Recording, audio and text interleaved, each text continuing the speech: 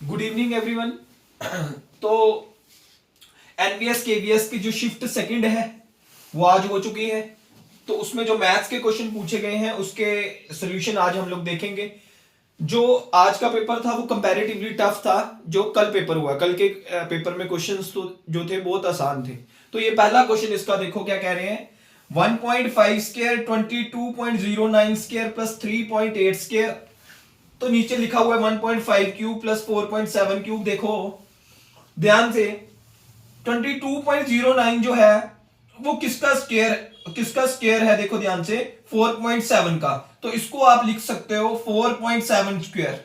इसको आप लिख सकते हो 4.7 स्क्वायर। अगर इसको अंदर मल्टीप्लाई करोगे तो 38.4 इंटू 4.7 माइनस 38 इंटू 1.5। तो डायरेक्टली नीचे देखो ए क्यूब बी क्यूब और ये 14.44 किसका स्क्वायर है 3.8 का 3.8 का।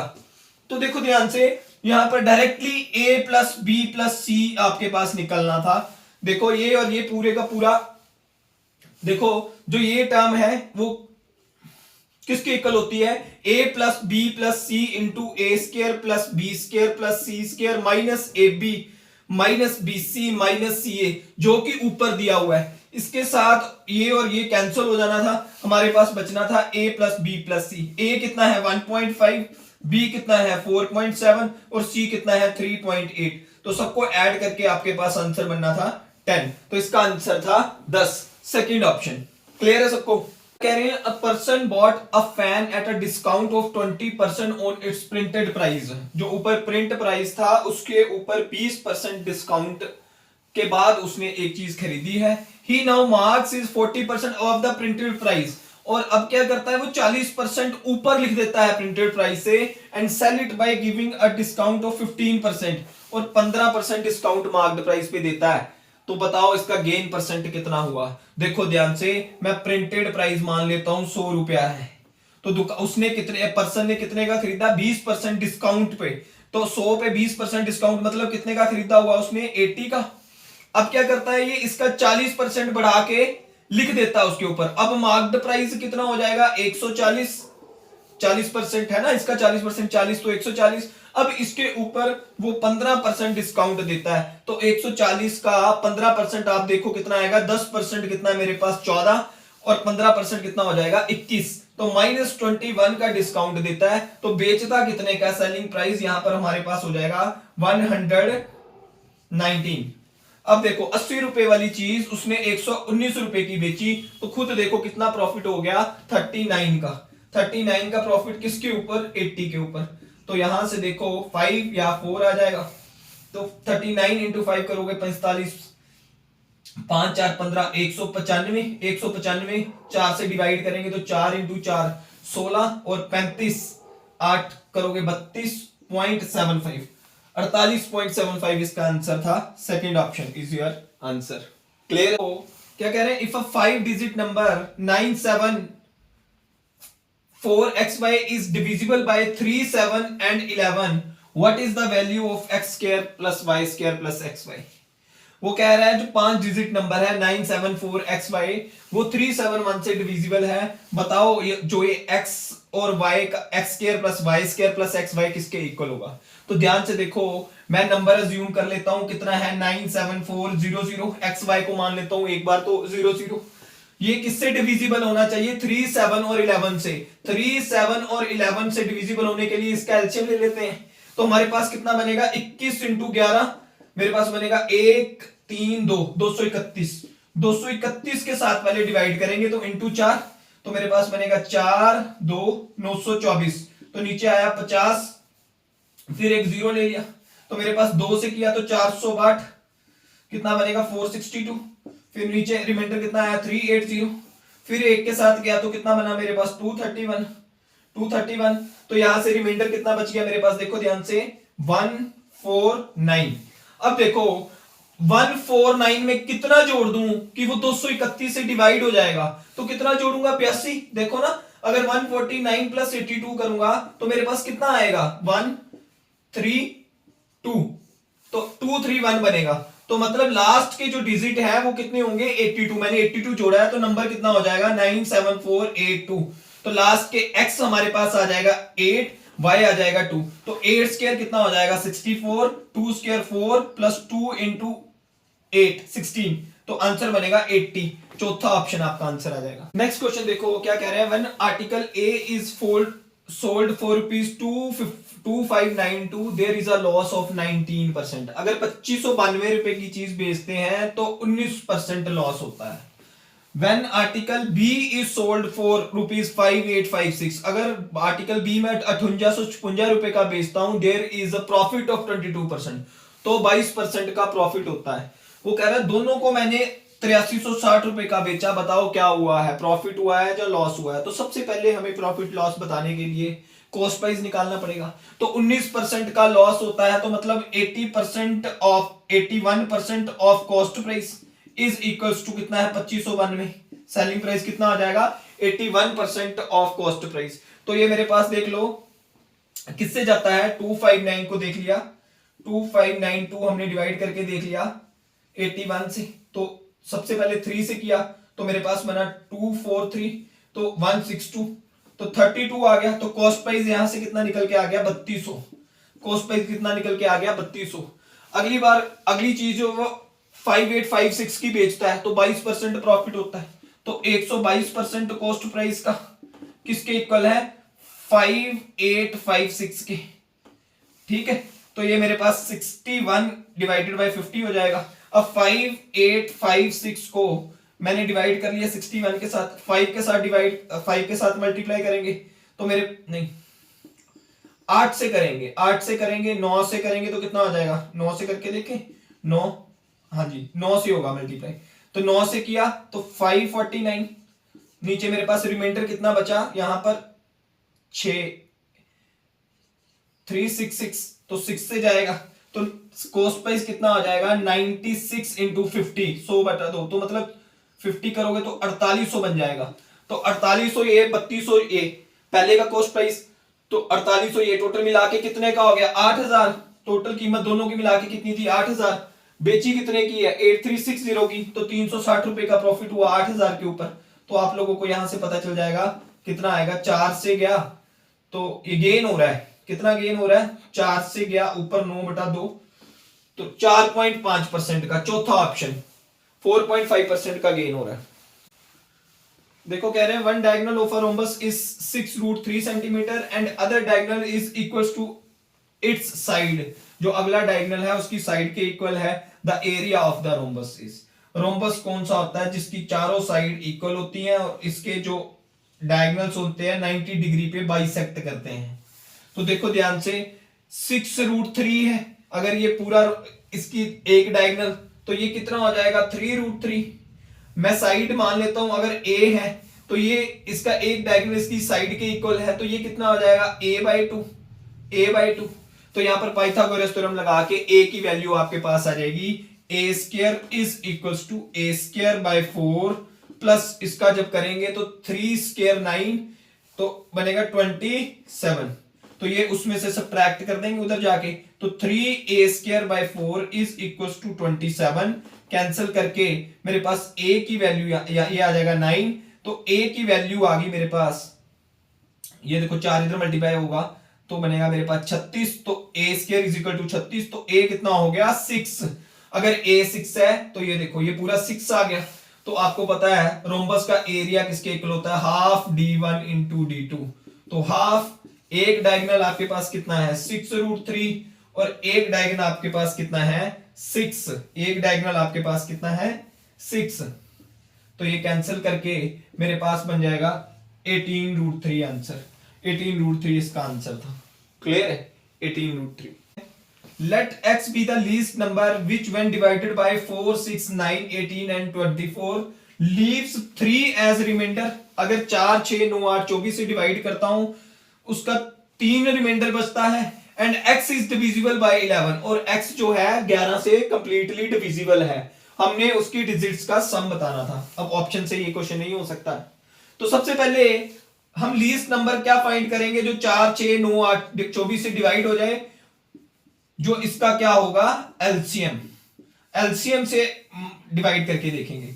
तो 4, 6, 18, 24 का एलसीएम लेंगे। तो एलसीएम मैंने आपको बताया हुआ किस तरह से लेना है, सबसे बड़े नंबर के साथ सबको डिवाइड कर दो, 24 के साथ सबको डिवाइड कर दो। ये भी 1 बन गया, ये भी 1 बन गया, ये 3 से जाएगा ऊपर 3 नीचे 8, तो ये भी 3 से जाएगा ऊपर 6 नीचे 8, और ये भी 1 बन गया। तो मेरे पास बचा क्या, 3 और 6। तो एलसीएम आपके पास देखो इन दोनों में से बड़ा नंबर क्या है, 6। तो आपके पास एलसीएम आ जाएगा 24 इंटू 6। 24 इंटू 6 मेरे पास एलसीएम बन गया 24, 4, 2, 12, 14, 144 इसका क्या बन गया, एलसीएम बन गया। ठीक है जी।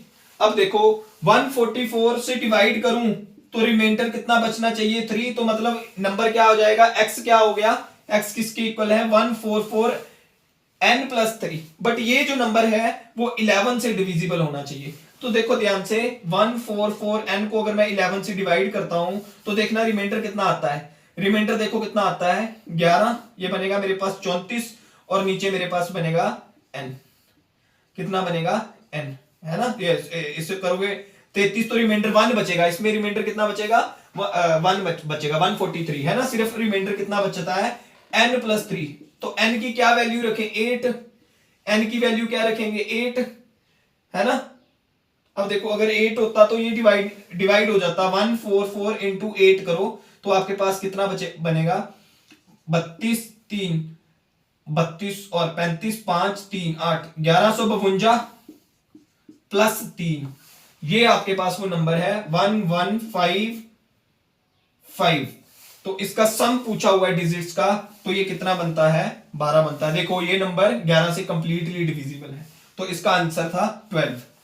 क्लियर है सबको। सिंपलीफिकेशन में से आपको क्वेश्चन पूछा गया है, यहां पर क्या दिया हुआ है, 32 रेज़ टू पावर माइनस 1/5। तो 32 की पावर 1/5 का मतलब क्या आ जाएगा, 2 की पावर 5, तो 5 1/5 कट के 2 आ जाएगा। तो मतलब माइनस की पावर है तो इसको मैं लिख दूंगा 1/2। ये मेरे पास कितना बन जाएगा, 1/2। 243 रेज़ टू पावर 4/5। तो यहां पर 243 का मतलब क्या है, 3 रेज़ टू पावर 5, तो 5 से 5 कैंसिल होकर 3 की पावर 4 बच जाएगा, तो मतलब 81। उसी तरह से यहां से 1296 रेज़ टू पावर 3/4 है। तो देखो ये जो है 6 की पावर 4 होगी तो वो बनेगा, है ना। देखो 36 इंटू 36 करके देखो, आपके पास 36 का स्क्वायर है, ये 36 का क्या है, स्क्वायर है। ठीक है जी। तो ये देखो यहां पर बच जाएगा 6 की पावर 3, तो 6 की पावर 3 का मतलब कितना हो जाएगा, 216। 6 की पावर 3 का मतलब हो जाएगा 216। x की वैल्यू आपके पास आ गई है 216। तो देखो ध्यान से, ये 9 से चल जाएगा, ऊपर 9 आ जाएगा। ठीक है जी। ये 9 से जाएगा तो मेरे पास कितना आएगा, 2, 18 और 18, 36, 24। ठीक है जी। फिर आगे 3 से चल जाएगा तो ये बच गया मेरे पास, 3 से चल गया तो 3/8। तो a मेरे पास बन गया 3/16। a मेरे पास बन गया 3/16। तो यहां पर देखो ध्यान से, y आपको दिया हुआ है, माइनस पावर है तो ये उल्टा हो जाएगा, तो ये 2 रेज़ टू पावर 3 ऊपर चल जाएगा, है ना। 2 रेज़ टू पावर 3 है ना, हाँ जी। तो ये ऊपर चल जाएगा, तो ऊपर 8 क्योंकि माइनस पावर है, तो यहां 3, तो ये भी उल्टा हो जाएगा, माइनस पावर है तो 3 का क्यूब करेंगे तो ऊपर 27 नीचे 8। ठीक है जी। ये 8 से 8 कैंसिल, यहां पर सिर्फ रह गया 9। और ये देखो ध्यान से, ये माइनस उल्टा हो जाएगा क्योंकि माइनस पावर है, तो ये -3 बन जाएगा, तो ऊपर रह गया 6। नीचे देखो ध्यान से, नीचे आया 11 माइनस, ये 0.1 रेज़ टू पावर -1 है, तो इसका मतलब 1 कितना हुआ, 10। तो ये एलसीएम लेंगे तो देखो ध्यान से, 110 माइनस 1, यहां पर 11 ही है ना, लेट मी चेक।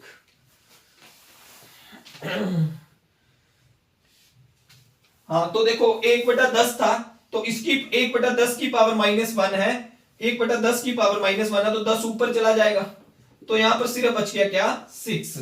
तो x की वैल्यू आई थी आपके पास,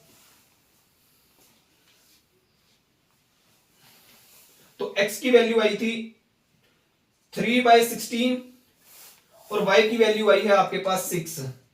तो ये मेरे पास कितना बन जाएगा, कैंसिल करके ये 2, तो 1/32 मतलब 2 raise to power -5, 2 raise to power -5। तो ये ऑप्शन आ गया हमारे पास, 2 raise to power -5, first option. Average और एलिगेशन मिक्सचर का क्वेश्चन पूछा गया है। In a class the ratio of number of boys and girls is 4/5। Boys और गर्ल्स की रेशियो कितनी दी हुई है 4/5। The average height of the boys, average height boys की कितनी दी हुई है 156 centimetre. The average height of girl is 1.4 centimetre less than the average height of all the boys and girls in the class. What is the average height of the girls? बड़ा important question है, देखो ध्यान से। Ratio दी हुई है आपको, boys की average दी हुई है, गर्ल्स की एवरेज दी हुई है 1.4 लेस किससे? बॉयज और गर्ल्स की एवरेज से। तो एलिगेशन मिक्सचर से ये क्वेश्चन होना था, तो मैं बॉयज की एवरेज 156 यहां ले लेता हूं और बॉयज और गर्ल्स की मिला के जो एवरेज है, मिक्सचर की एवरेज यहां पर मैं मान लेता हूं x है, और गर्ल्स की एवरेज कितनी है x माइनस 1.4। x से बॉयज एंड गर्ल की एवरेज से ये कम। अब आपको पता है इसको माइनस करके ये यहां आता है, ठीक है। ये किस रेशो में बन जाएगा 4:5 में। ये किस रेशो में किस रेशो में है? बॉयज और गर्ल्स किस रेशो में दी हुई है आपको? 4:5 में। अब ध्यान से देखो, यहां से इसको आप लिखोगे x माइनस 1.4, तो ये मेरे पास बनेगा यहां पर 1.4, तो यहां बन जाएगा 156 माइनस x। तो ये किसके इक्वल दी हुई है? 4:5 के इक्वल। तो 1.4 अपॉन 156 माइनस x किसके इक्वल है? 4/5 के इक्वल। तो यहां से 5 इधर मल्टीप्लाई कर देंगे तो ये मेरे पास बन जाएगा, जब 5 इधर मल्टीप्लाई होगा 7/4 is equal to 156 minus x। तो x आपके पास कितना बन गया? जब इसको इससे डिवाइड करेंगे तो 1.75।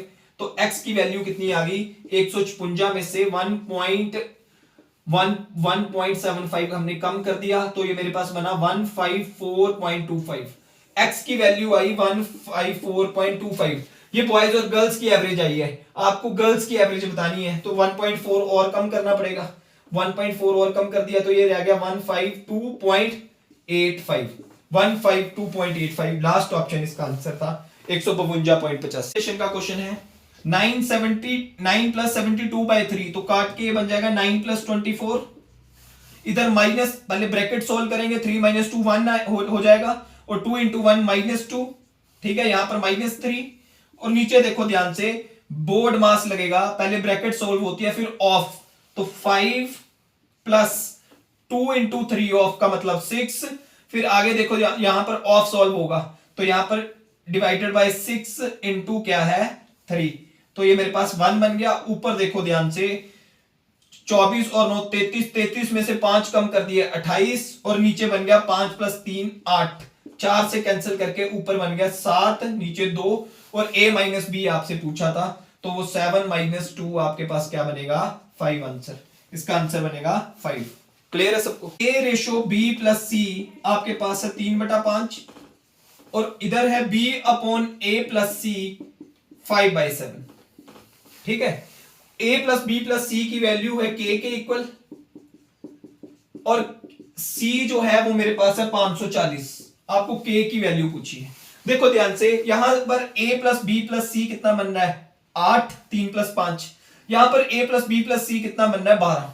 तो सबसे पहले इसको सेम कर लो, यहां पर 12 बन रहा है और यहां कितना बन रहा है 8, इसका एलसीएम ले लिया 24, 24 पर एलसीएम ले लिया, कितना बन गया 24। a plus b plus c कितना बन गया 24। तो 24 बनाने के लिए 3 मल्टीप्लाई करना पड़ेगा, तो 3 ऊपर 3 नीचे, यहां पर 24 बनाने के लिए कितना मल्टीप्लाई करना पड़ेगा 2, 2 ऊपर 2 नीचे, तो यहां से a की वैल्यू आ गई 9, और b की वैल्यू आ गई, b की वैल्यू कितनी आ गई है 5 इंटू 2 10, b की वैल्यू आ गई 10, और टोटल कितना था a plus b plus c हमारे पास था, a plus b plus c कितना बना था 24। तो यहां से c हमारे पास कितना हो गया 5, c कितना हो गया 5, और c की वैल्यू आपको दी हुई है 540, तो मतलब 5a किसके इक्वल है 540 के इक्वल। तो a की वैल्यू यहां से आपके पास आ जाएगी 108। तो 108, a plus b plus c कितना था 24, तो इंटू 24 कर दो, आपके पास आंसर आ जाएगा। देखो 8 इंटू 4 करोगे 32, लास्ट में एक के ही 2 आता है, यही बनेगा आंसर 4। देखो ध्यान से 8 0 1, तो मेरे पास बना 2 11। कैलकुलेशन में गलती की है, ओहो सॉरी, ये 2 है ना, देखो ध्यान से कैलकुलेशन में गलती की है। 108 इंटू ये बन गया 432, ये बन गया 16 और 2, तो बना 2952, 2592। फर्स्ट ऑप्शन ही आपका आंसर आएगा, क्योंकि पूरा मल्टीप्लाई करने की जरूरत नहीं है। 8 इंटू 4 करोगे तो यूनिट डिजिट क्या आएगा, 2 आएगा, तो 2 एक में ही था। आर 16% ऑफ आर एक्सपेंडिचर, उसके एक्सपेंडिचर का 16% उसकी क्या थी, सेविंग थी।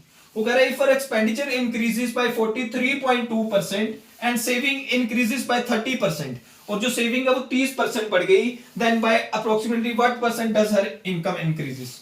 तो देखो ध्यान से, मैं पहले मान लेता हूं कि एक्सपेंडिचर 1000 था, मैं 1000 इसलिए मान रहा हूं क्योंकि ये पॉइंट में है 43.2 इसका, तो पॉइंट में ना आए, कंफ्यूजन ना हो। और जो सेविंग है 16% है इसके एक्सपेंडिचर की, तो सेविंग कितनी होगी मेरे पास, सेविंग कितनी होगी 160, सेविंग कितनी होगी 160। अब कह रहा है उसका एक्सपेंडिचर 43.2% बढ़ गया, तो कितना हो गया 1432, कितना हो गया 1432। और जो उसकी सेविंग है वो 30% बढ़ गई, देखो ध्यान से, सेविंग 30% बढ़ गई तो कितनी बढ़ेगी, देखो सेविंग उसकी 30% बढ़ गई, तो ये देखो 160 का 30% निकालोगे तो 48 बढ़ गई, तो कितनी होगी 208, कितनी होगी 208।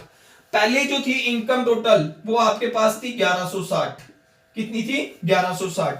अब जो इनकम है वो कितनी बन गई 1640, कितनी बन गई 1640। इसको ऐड करोगे, देखो 432 प्लस 208 करोगे तो कितनी बनेगी 1640। तो ये देखो कितनी बढ़ गई है 480, है ना, कितनी बढ़ गई है 480। तो पहले कितनी थी 1160, तो ये देख लेते हैं ये कितना परसेंट है इसका, ये जीरो से ये जीरो कैंसिल, तो सीधी सी बात है ना, 480 हमने अप्रोक्सीमेट पूछा हुआ है, 116 इसका बताना कितना परसेंट है। आपको पता है 10% किसके इक्वल है, 10% 116 के इक्वल है, तो 480 के आसपास, मतलब 4 से अगर मैं मल्टीप्लाई करूं तो ये कितना बनेगा मेरे पास 16 चौके 64, 464, तो मतलब 40 के करीब आएगी। अब देखो 464 480 कितनी बची है 16, तो 41.4 आंसर इसका आएगा। कितना आंसर है इसका 41.4 आंसर, करके देख लेना 41.4 आंसर है इसका। क्लियर है सबको। उसमें क्या कह रहे हैं, the ratio of spirit and water in two solution A and B is 3/5 and 2:3, they are mixed in the 3:2। दो सोल्यूशन है ए और बी, उसमें स्पिरिट एंड वाटर की रेशियो 3:5 और कितनी है 2:3, और इनको 3:2 में ऐड किया है। तो देखो यहां पर 3 + 5 कितना है 8, 2 + 3 कितना है 5। सबसे पहले इसको बराबर कर लो, इसको बराबर करने के लिए इसका एलसीएम लेना पड़ेगा, 5 ऊपर मल्टीप्लाई 8 नीचे मल्टीप्लाई, 5 ऊपर इधर किया तो इधर भी करना पड़ेगा, 8 इधर किया तो 8 इधर भी करना पड़ेगा। तो ये देखो अब ये बराबर बराबर है 40-40, बट ये दोनों बराबर बराबर नहीं ऐड किए हैं, किस रेशो में ऐड किए हैं 3:2 में। 3:2 बनाने के लिए 3 ऊपर मल्टीप्लाई 2 इधर, 3 इधर मल्टीप्लाई 3 इधर, 2 इधर मल्टीप्लाई 2 इधर। तो देखो ध्यान से, टोटल मिक्सचर मेरे पास कितना बन गया, सोल्यूशन ए बन गया 120 और सोल्यूशन बी कितना बन गया 80, 5 × 8 40 × 2 80, टोटल सोल्यूशन मेरे पास बन गया 200। और उसमें से स्पिरिट कितनी है, देखो 15 × 3 45 और ये है 32 77, तो यहां से मेरे पास निकल के आ गया 38.5% फर्स्ट ऑप्शन आपका आंसर था, फर्स्ट ऑप्शन इसका आंसर था। Train work in 36 days. B is 33.1/3% less efficient than A. 33% मतलब 1/3 लेस एफिशिएंट है A से, मतलब अगर A की एफिशिएंसी 3 है तो B की एफिशिएंसी 1/3 कम है, तो B की एफिशिएंसी कितनी है 2 है। तो यहां से देखो ध्यान से, जो A है वो 36 दिन में पूरा काम करता है, तो टोटल काम मेरे पास 36 × 3 कितना हो गया 108, कितना हो गया 108, है ना, टोटल काम कितना हो गया 108 यूनिट। यही जो 108 यूनिट काम है, जो बी है वो एक दिन में 2 यूनिट करता है, तो 108 यूनिट अगर अकेला करता तो कितने डेज लगाता 54 डेज, कितने डेज लगाता 54 डेज, है ना, कितने डेज लगाता 54 डेज। तो 36 और 54 हमारे पास अब डेज आ गए, 36 एंड 54 अब हमारे पास डेज आ गए। इनका एलसीएम लेंगे तो 108, जो ए है वो आपको पता है कितने यूनिट काम करता है 3 यूनिट, और जो बी है वो कितने यूनिट काम करता है 2 यूनिट। अब ध्यान से पढ़ो क्वेश्चन को, वो कह रहे they start the work together but A left 4 days before the completion of the work. जो दोनों ने काम जो है एक साथ स्टार्ट किया, पर ए ने क्या किया, काम खत्म होने से 4 दिन पहले छोड़ दिया। तो इसका मतलब आखिरी के 4 दिन किसने काम किया है, बी ने। बी एक दिन में 2 यूनिट करता, तो 4 दिन में 8 यूनिट किया होगा। तो ये बचा कितना, 100 यूनिट। ये 100 यूनिट किस किसने किया है, ए एंड बी ने। और ए और बी एक दिन में कितना यूनिट काम करते हैं, 5। तो 100 यूनिट को करने के लिए कितने दिन लगे होंगे, 20 दिन। तो इन्होंने पूछा है in how many days was the whole work completed. 20 दिन ये और 4 दिन वो जो बी ने अकेले किए हैं। तो टोटल आंसर कितना बनेगा, 24। कितना बनेगा, 24। Pipes A and B can fill a tank in 8 hours and 20 hours respectively. Pipe C is an outlet pipe. All the 3 pipes are opened for 3 hours. सारी की सारी तीनों पाइप जो हैं हमने ओपन की हैं 3 घंटे के लिए। And 40% off the tank got field, और 40% हिस्सा टैंक का जो है फिल हो जाता है। वो कह रहा है in how many hours will pipe A and C together fill the remaining tank. ठीक है जी। सबसे पहले 8 और 20 दोनों का एलसीएम लिया, 40 यूनिट। ये 1 मिनट में करता है मेरे पास, 1 आवर में करता है 5 यूनिट। ये कितना करता है, 2 यूनिट।